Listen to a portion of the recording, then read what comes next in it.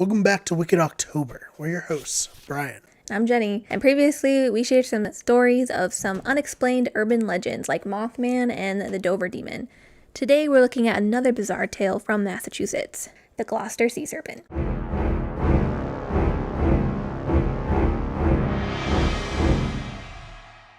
The year is 1639. An English traveler named John Jocelyn sees an unusual beast off the coast of Cape Ann, and he later recorded his sightings in a book entitled An Account of Two Voyages to New England. And it says, quote, 1639, May. I killed within a stone's throw of our hoof.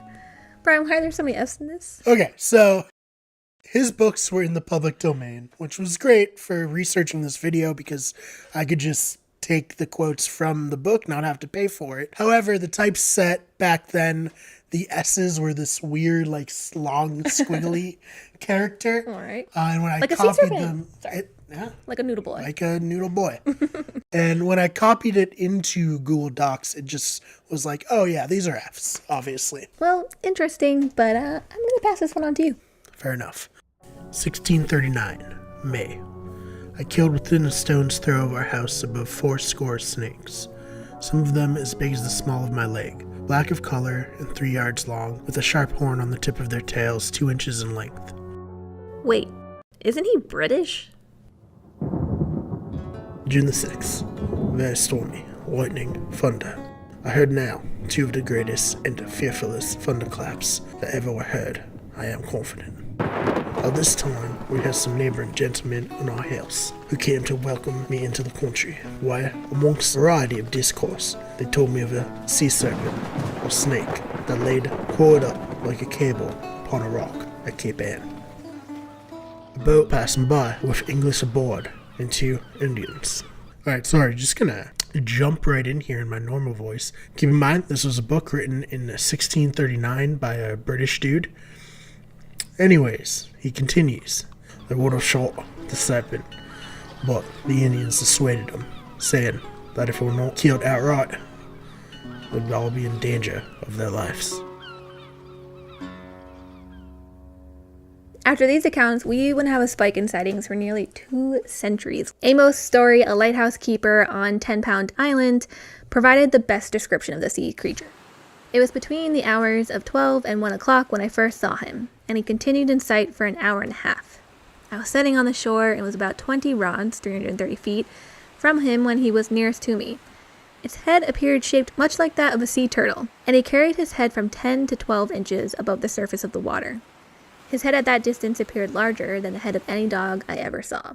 Story's wife, who was, quote, held in high esteem for her veracity, also saw the serpent that day, while looking out through her telescope.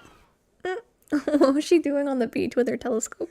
Listen, when your husband's a lighthouse keeper, things get a little lonely. She's just looking for some sea snakes, alright? Eventually things got so out of hand that a man named David Humphrey, who was an American Revolutionary War colonel and also an aide to George Washington, had to step in, investigate, and try to debunk what the heck was going on. That honestly sounds like the coolest idea for a movie. I'm thinking like Tommy Lee Jones type.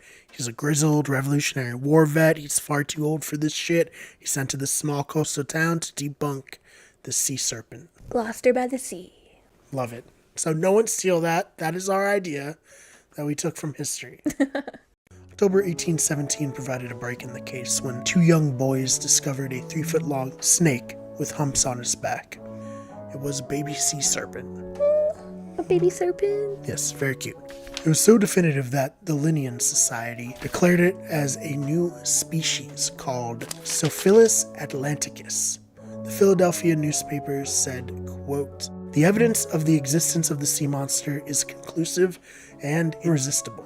But they probably should have pumped the brakes. The celebrated French naturalist named Charles Alexandre Lesueur was brought in to examine the serpent, and he determined it was just a normal snake with tumors. Oh. Yeah, just one very, very sick snake. The Linnean Society disbanded shortly after, I'm sure, completely unrelated to this. Even with that being debunked, people were still seeing the sea creature, and they were determined to catch this thing, dead or alive.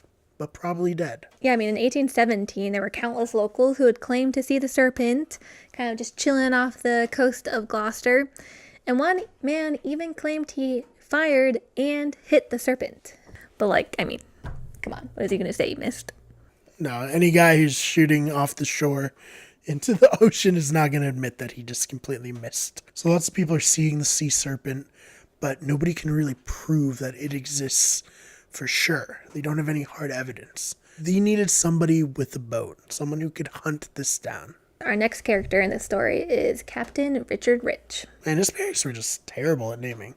True, but what he lacked in creative parents, he made up for in gumption and also having a boat.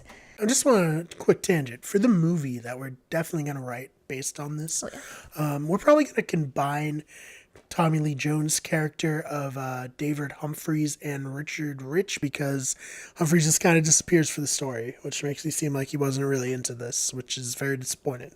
Yeah. So I already cast him as Tommy Lee Jones, and Tommy Lee Jones wouldn't give up this easily.